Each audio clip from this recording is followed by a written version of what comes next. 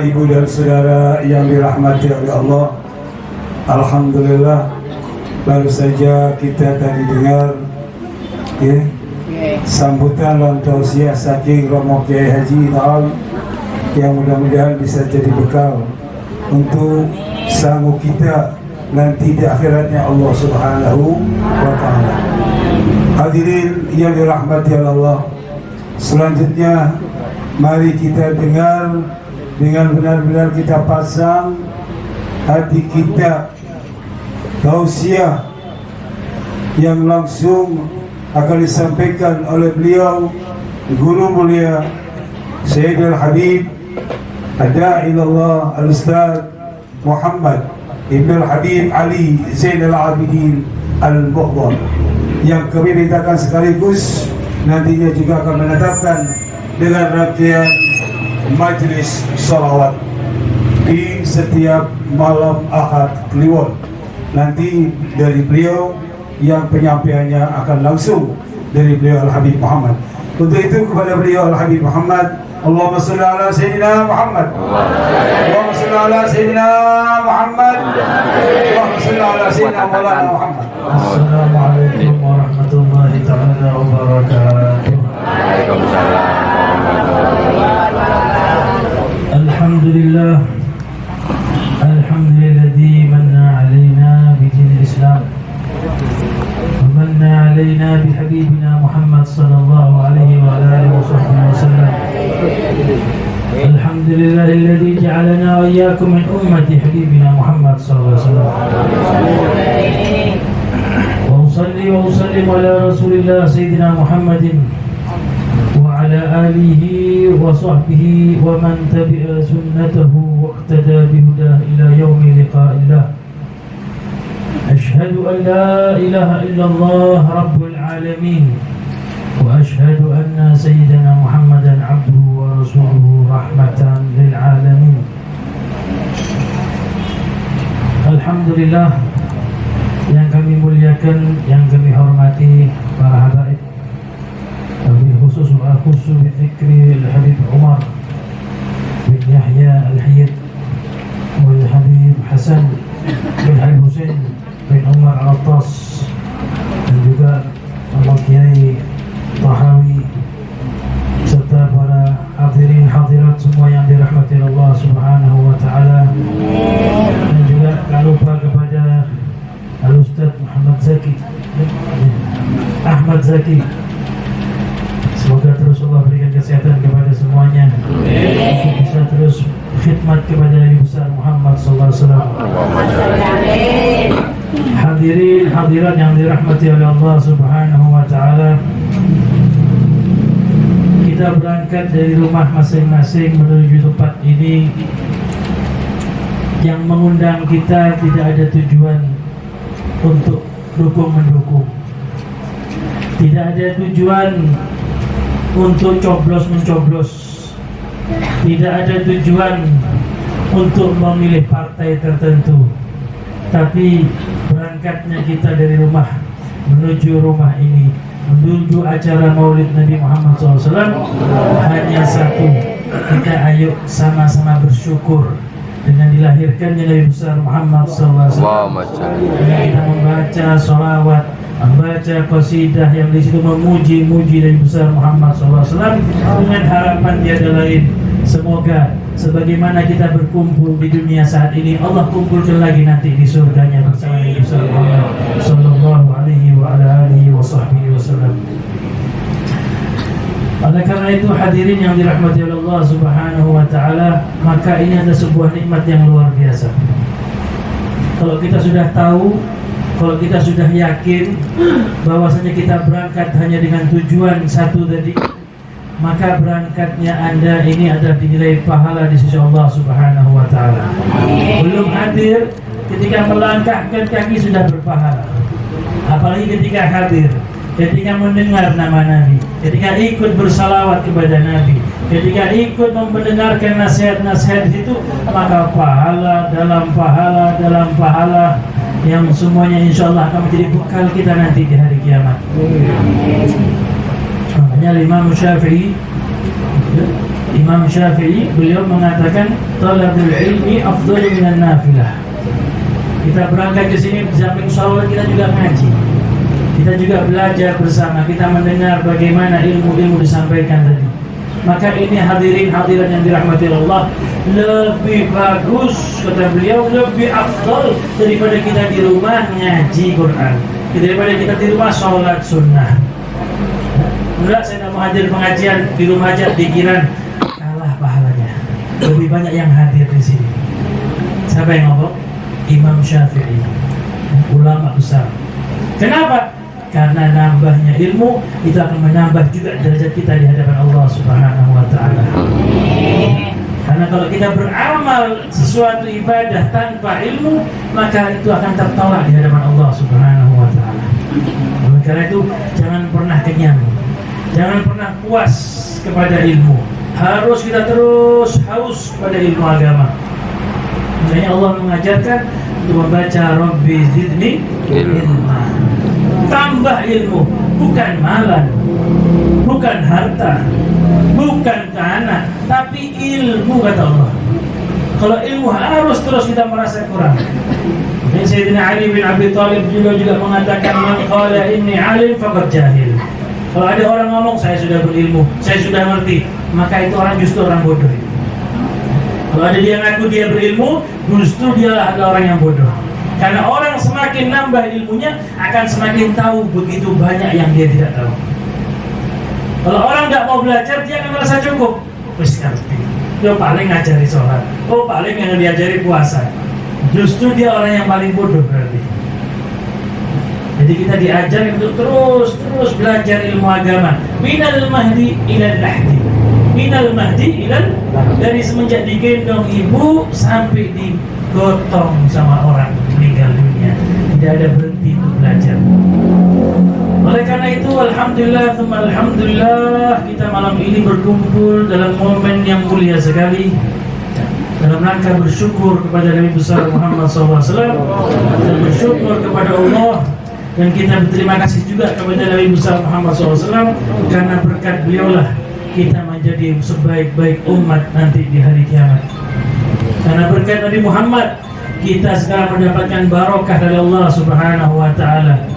Karena berkat Nabi Muhammad kita pada saat ini, malam hari ini mendapatkan naungan, mendapatkan curahan pahala dari Allah Subhanahu wa taala. Semuanya karena berkat satu orang, yaitu Nabi besar Muhammad sallallahu alaihi wasallam.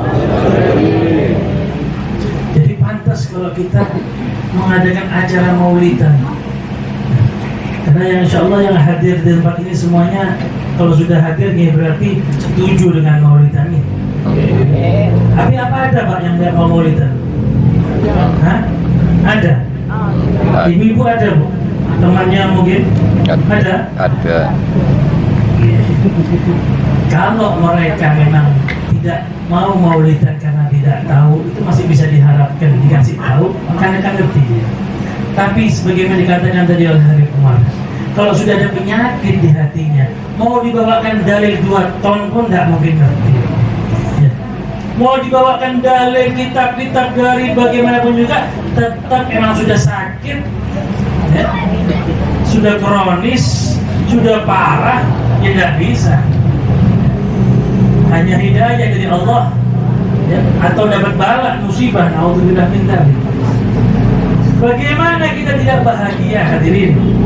Bagaimana kita tidak senang dengan Nabi Muhammad? Yang benci dengan Nabi lahirnya Nabi Muhammad hanya iblis. Iblis itu ketika Nabi Muhammad lahir ya, di malam 12 Rabiul Awal sebelum subuh, Qubailal Fajr dikatakan, sebelum subuh itu detik-detik Nabi Muhammad dilahirkan, iblis ratunya, rajanya setan itu teriak, nangis dia karena lahirnya Nabi besar Muhammad SAW. Jadi kalau ada orang tidak senang maulidan, sambil tahu sendiri sebenarnya. Kalau kita tidak senang dengan acara maulidan, berarti dia anak buahnya. Loh itu kan ketika Nabi Muhammad lahir, bukan setiap tahun kan begitu mungkin ngomong ini. Itu kan dulu ketika Nabi Muhammad lahir senang, iya, tapi setiap tahun diperingati itu tidak betul, salah itu. Nah, kita kata kita Hawi, jangan di majlis, jangan di jalan, datang ke pondok, datang ke tempatnya kiai, ke rumahnya Habib ulama, dia kasih tahu nanti. Karena butuh penjelasan, bukan omongan-omongan pemain bola ini. Siapa yang masukkan, menang siapa? Oh gini, itu selesai. Tapi kalau ini butuh ngaji, butuh belajar, dikasih tahu dari segi hukum, dari segi bahasa, dari segi fikihnya dijelaskan. Cuman saya kasih sedikit saja, ya, untuk bekal supaya saya yakin semuanya sudah mantap di sini. Cuman ini sebagai bekal saja supaya bisa menjawab. Ya. Dalam sebuah riwayat dalam Sahihul Bukhari juga disebutkan, ketika Nabi Muhammad SAW beliau masuk ke kota Madinah, ketika itu bertepatan dengan Syuro 10 Muharram, Asyura. Nabi Muhammad lihat di situ ada komunitas orang-orang Yahudi. Jadi di Madinah ketika itu masih banyak orang Yahudi, orang kafir, dan mereka hidup berukun dengan Nabi Muhammad SAW. Mereka juga punya tempat di pasar sendiri, tempat rumah sendiri. Ada orang Yahudi dilihat oleh Nabi kok sedang berpuasa ini. Jadi orang Yahudi juga puasa. Puasa ini ibadah yang sudah kuno. Sebelum Nabi Muhammad sudah ada. Nabi tanya, kenapa kalian puasa? Maka mereka mengatakan, karena di hari Asyura 10 Muharram ini Allah Subhanahu wa Ta'ala menyelamatkan Nabi Musa dari kejaran Fir'aun. Kata orang Yahudi ini, maka kami bersyukur kepada Allah dengan diselamatkannya Nabi Musa dari kejaran Fir'aun dengan kami berpuasa. Paham? Jadi orang-orang Yahudi kalau 10 Asyura puasa karena syukuran karena Allah menyelamatkan Nabi-Mu. Nah, orang Yahudi itu percaya kepada nabi-nabi, hanya tidak percaya kepada Nabi Isa dan Nabi Muhammad. Kalau orang Nasrani percaya kepada nabi-nabi semuanya, hanya tidak percaya kepada Nabi Muhammad. Kalau kita umat Nabi Muhammad percaya kepada seluruh para nabi dan tidak boleh ada satupun nabi yang kita ingkari. Apa jawaban Nabi Muhammad SAW? Nahnu aula minkum. Kami umat Islam lebih pantas untuk menghormati Nabi Musa daripada kalian orang Yahudi. Sehingga Nabi memerintahkan umatnya untuk puasa di hari Asyura. Dan kalau bisa kata Rasulullah ditambah sehari sebelumnya ya, atau sehari sesudahnya supaya tidak mirip-miriplah sama orang Yahudi. Hadisnya seperti itu saja. Tapi kata ulama mengatakan, coba dilihat, Allah menyelamatkan Nabi Musanya kapan? Sudah ribuan tahun yang lalu. Tapi Nabi Muhammad tetap mensyukuri di hari yang mana Allah menyelamatkan Nabi Musa. Nabi Muhammad di hari tersebut bersyukur dengan cara berpuasa.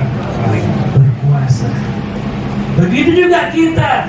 Nabi Muhammad sudah lahir 1400 tahun yang silam, tapi kita mensyukuri tetap di hari lahirnya Nabi besar Muhammad SAW dengan kita kumpul, dengan kita membaca sholawat, dengan kita sedekah bersama, dengan kita berdoa bersama. Ini lebih pantas. Kalau Nabi Musa saja disyukuri, nah kalau Nabi Muhammad jauh lebih pantas untuk kita syukuri kehadirannya. Paham ya? Jelas? Itu baru satu. Nah, ada ratusan dalil. Cuma itu tadi, kalau sudah ada penyakit susah.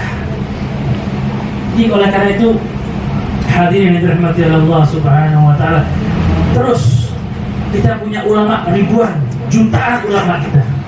Ini maulid sudah berjalan sudah 1000 tahun lebih. Jangan orang yang baru hidup ini terus menyalahkan yang sudah ribuan tahun ya. Sudah 1000 tahun lebih ini maulid berjalan hadirin. Bukan cuma 10 tahun yang lalu, 100 tahun, sudah 1000 tahun. Para ulama-ulama besar sudah berkomentar, membuat kitab, ratusan kitab tentang penjelasan maulid Nabi. Maka jangan sampai kita bingung, jangan terpengaruh oleh orang-orang yang demikian, karena itu hanya sakit hatinya, bukan ingin tahu. Jadi tetap kita berbahagia, bersenang dengan lahirnya Nabi Muhammad SAW, karena itu pertanda kekuatan iman kita hadirin. Mungkin orang banyak sholat, Mungkin orang banyak puasa, tapi belum tentu kalau dia akan banyak bersolawat kepada Nabi. Tapi kalau sudah dia banyak bersolawat, berarti dia iman yang kuat. Tandanya seberapa besar kecintaan Nabi Muhammad dalam hatinya, itulah tanda dia orang beriman. Karena hadirin dan hadirat yang dirahmati Allah Subhanahu wa taala, kecintaan kepada Nabi besar Muhammad SAW ini menjadi penyelamat kita nanti di akhirat. Tidak bisa kita hanya mengandalkan puasa kita, zikir kita, sholat kita. Kalau tanpa dengan cinta kepada Nabi, akan menjadi sholat yang kopong. Apa kopong itu? Dalamnya kosong, luarnya saja bagus. Apa itu bahasa Tegalnya? Hah? Ropos, apa bahasa Tegalnya? Apa lagi? Kopong. Hah? Ya, itu sih. Jadi luarnya bagus, tapi hatinya kosong dari Muhammad, maka itu akan hancur nanti di akhirat. Kosong. Jadi butuh kita tanam dalam hati. Sholat kita kalau dengan cinta kepada Nabi akan menjadi sholat yang besar pahalanya. Puasa kita kalau ditambahi dengan cinta kepada Nabi akan menjadi puasa yang besar pahalanya. Coba kita lihat. Dikatakan, diriwayatkan bahwa Sayyidina Abdullah bin Abbas bermimpi. Beliau bermimpi, dalam mimpinya beliau berjumpa dengan Abu Lahab. Sinten Abu Lahab nih? Orang yang paling frontal, paling terdepan dalam membenci Nabi. Tidak mau lihat Nabi Muhammad senang, harus Nabi Muhammad susah. Orang paling benci kepada Nabi Muhammad SAW. Ditanya, bagaimana keadaan kamu wahai Abu Lahab? Dia disiksa luar biasa di neraka Allah Subhanahu wa taala. Cuman dia mengatakan hanya saja di setiap hari Senin,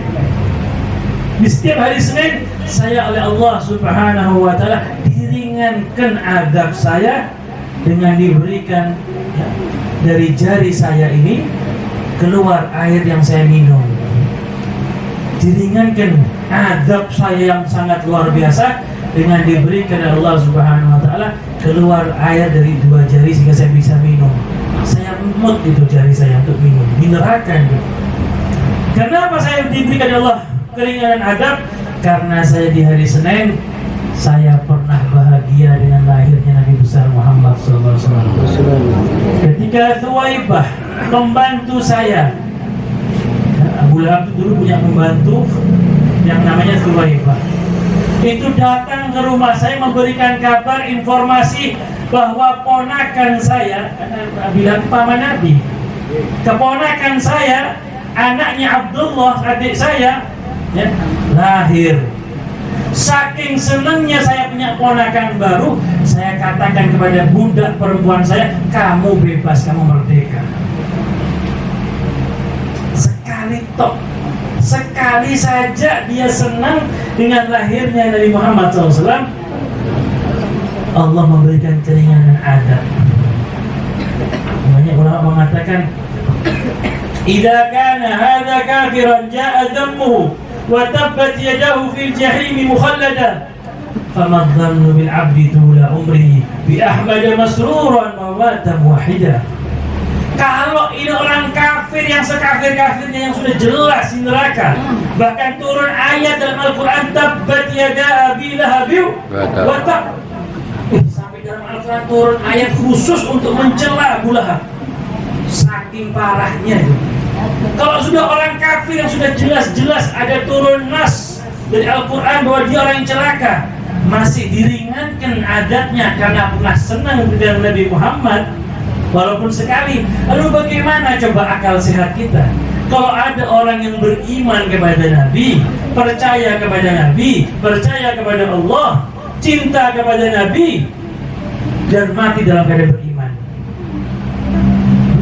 Kalau yang sudah kafir seperti itu, pernah sekali senang sudah diringankan, lalu bagaimana orang yang setiap hari senang sama Nabi, yang setiap hari mulutan, yang setiap hari bersalawat kepada Nabi, dan mati dalam keadaan Islam dan iman? Maka sudah jelas pasti minimal pun masuk surga langsung, insyaallah. Semoga kita termasuk. Luar biasa hadirin. Jadi kecintaan kepada Nabi Muhammad SAW ini adalah barometer keimanan kita. Semakin besar kecintaan kita, akan semakin besar kemungkinan kita berkumpul bersama Nabi besar Muhammad SAW. Kita lihat bagaimana para sahabat membuktikan bagaimana mencintai Nabi Muhammad SAW dengan sebenar-benarnya. Sayyidina Abu Bakar As-Siddiq ketika beliau hijrah dari kota Madinah, dari kota Makkah menuju kota Madinah bersama Nabi Muhammad. Ketika akan masuk gua untuk beristirahat, apa kata Sayyidina Abu Bakar? Ya Rasulullah, biar saya dulu yang masuk. Sampai tunggu di luar dulu, saya mau ngecek. Takutnya ada binatang, takutnya ada hewan berbisa, biar saya dulu yang kena. Jangan sampai sampean yang kena, ya Rasulullah. Sehingga diriwayatkan di situ ada lubang, ya. Di dalam gua itu ada lubang ular, sarangnya ular. Beliau sumpel, ya, ditutup pakai baju beliau, disobek, ditutup lagi, disobek, sampai tinggal satu. Tidak ada yang buat tutup, tinggal beliau tutup dengan kakinya. Beliau tutup dengan kakinya. Lalulah Rasulullah masuk dalam. Tidur Rasulullah di pangkuan Sayyidina Abu Bakar As-Siddiq. Sayyidina Abu Bakar tidak bisa tidur. Kenapa, Bu? Ular itu matok kaki beliau. Matok terus, matok ya. Sayyidina Abu Bakar menahan, tidak mau bergerak sedikit pun. Takut Rasulullah bangun. Takut Rasulullah bangun. Cinta yang luar biasa. Beliau korbankan segala-galanya untuk membahagiakan Nabi besar Muhammad Sallallahu Alaihi Wasallam. Jadi perlu kita untuk hadir maulid, perlu kita untuk mendengar bagaimana sifat-sifat Nabi agar muncul terus kecintaan kita kepada Nabi. Kalau Nabi Muhammad saja, Allah katakan dalam Al-Quran, wa kullan naqussu 'alaika min anba'ir rusuli yuthabbitu bihi fu'adak. Kata Allah, semua cerita-cerita para nabi kami sampaikan kepada engkau, kami beritahu, kami ceritakan kepada engkau wahai Muhammad, supaya hatimu semakin mantap. Maka kita lihat Al-Quran ini, Al-Quranul Karim yang ada di rumah kita itu banyak sekali isinya cerita-cerita. Ceritanya Nabi Musa, yang paling banyak itu cerita Nabi Musa di Al-Quran. Cerita Nabi Yusuf, cerita Nabi-Nabi yang lain, banyak sekali. Apa kata Allah? Tujuannya dibawakan cerita-cerita orang-orang terdahulu supaya Nabi Muhammad ini hatinya semakin mantap. Nah, kalau Nabi Muhammad yang sudah mantap, yang sudah sempurna saja masih dikasih cerita, lalu bagaimana kita yang lemah ini? Kita yang masih tipis ini imannya, lebih pantas lagi untuk dikasih cerita-ceritanya Nabi, khususnya Nabi kita Muhammad SAW. Kalau Nabi Muhammad masih butuh dikasih cerita oleh Allah, lalu kita jauh lebih pantas untuk mencari tahu, untuk mendengarkan kisah-kisah Nabi Muhammad, supaya hati kita semakin tenang, supaya hati kita semakin mantap percaya kepada Allah dan mencintai Nabi besar Muhammad Sallallahu Alaihi Wasallam. Hadirin hadirat yang dirahmati Allah Subhanahu Wa Taala, cinta kita tidak mungkin tidak terbalas. Kalau mungkin kita cinta kepada seseorang, mungkin orang yang tidak balas cinta kita, mungkin dia tidak menghiraukan cinta kita, dia akan memilih orang lain. Tapi Nabi Muhammad SAW, kalau kita cinta kepada beliau, beliau pun akan membalas lebih daripada cinta kita kepada beliau. Beliau akan senang kepada orang yang mencintai beliau. Beliau akan gandeng nanti di akhirat sesuai dengan kadar kecintaannya. Oleh karena itu, terus pupukin masing-masing, ayo. Walaupun capek, walaupun ngantuk, sudah ada yang gonjol-gonjol itu kakinya. Tidak apa-apa, ya. Yang penting sampai hadir karena cinta, bukan karena urusan apapun duniawi. Hanya satu, senang dengan lahirnya Nabi Muhammad, maka itu sudah modal hadir. Itu sudah cukup modal yang besar. Maka terus dikembangkan. Ajarkan juga anak-anak kita untuk cinta kepada Nabi, untuk mulutan ajarkan juga anak kita, supaya mereka kenal.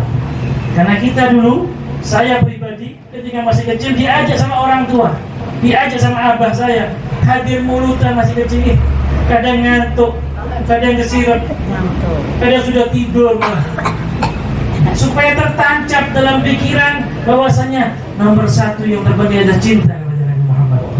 Tidak apa-apa dibawa pun tidur, dibawa pun kesel, tidak apa-apa.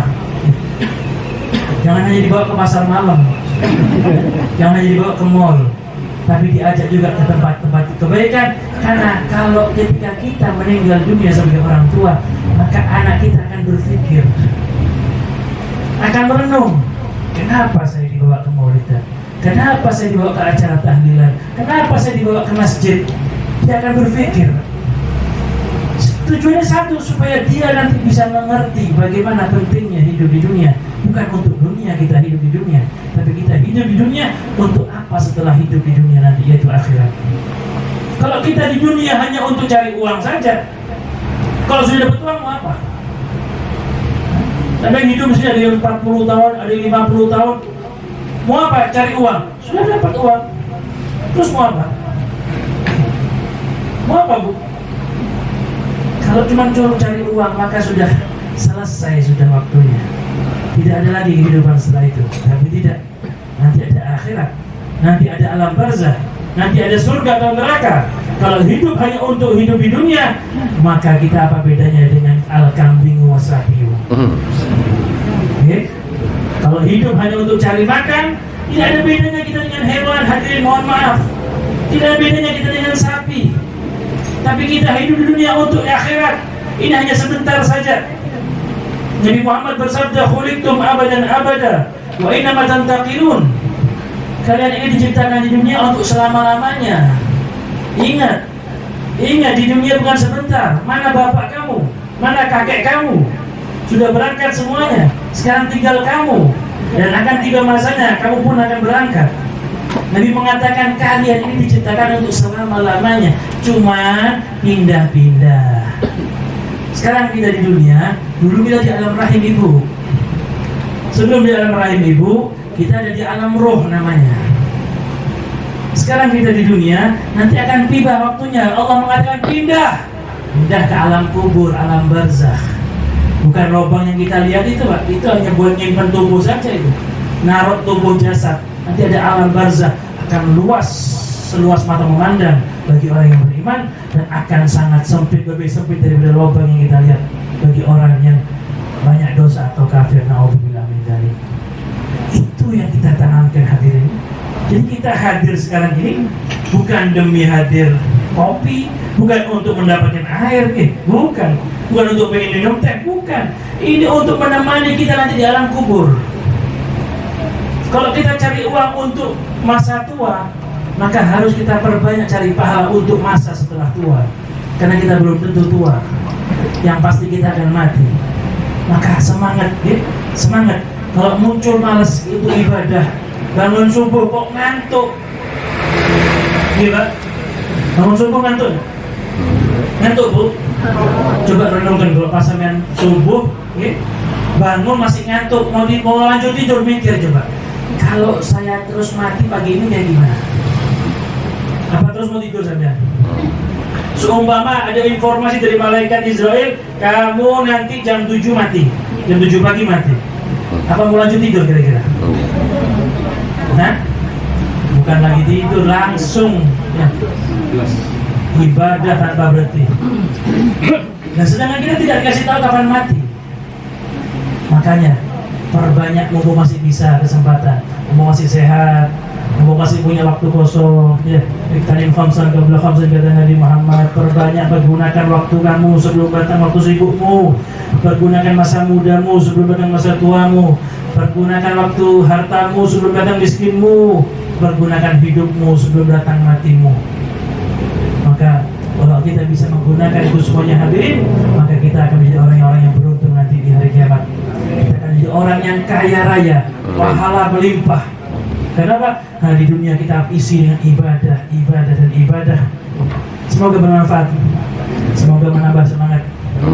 Terus kita menambah amal-amal kita, menambah pundi-pundi ibadah kita di akhirat, sehingga kita ketika pulang ke hadirat Allah Subhanahu wa Ta'ala, anak kita sudah jadi anak yang soleh-solehah, keluarga kita sudah jadi keluarga yang baik, semuanya melaksanakan sholat 5 waktu, semuanya mencintai Nabi Muhammad SAW, semuanya senang maulidan. Ketika kita meninggal, semuanya mendoakan kita. Tahlil, membacakan Yasin. Ini umat yang luar biasa, Pak. Yang kaya pun tidak bisa beli nikmat itu. Ketika anaknya mendoakan orang tuanya, tidak bisa dibeli dengan uang. Itulah yang kita cari, barokahnya hadir maulid. Ini akan nyambung kepada anak keluarga kita yang di rumah, insyaallah. Demikian, mohon maaf jika ada kekurangan. Wallahu muwaffiq ila aqwamit thoriq. Wassalamualaikum warahmatullahi taala wabarakatuh.